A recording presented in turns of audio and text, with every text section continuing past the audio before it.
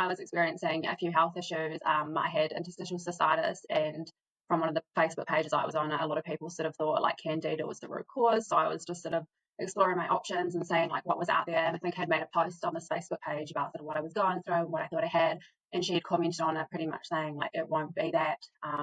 Look at like the body as a root, like a whole body approach. Stop trying to target this.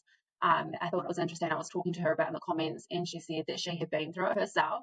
And she said to flick her a message. So I think I ended up messaging her maybe for like a few weeks before I actually deep dived into working with her. I was a bit nervous because I'd worked with a few people that sort of were like, yeah, like I can heal you. Let's do this, and nothing had kind of worked. So I was a little bit like unsure if it would work. And then I just signed up and started working with her. Really, she does the testing, she does the whole body.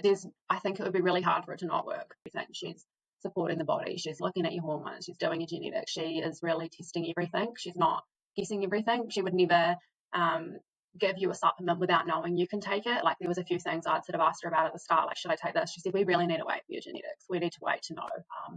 And I think that's really important in a practitioner. I think she's very down to earth. She's straight up with you.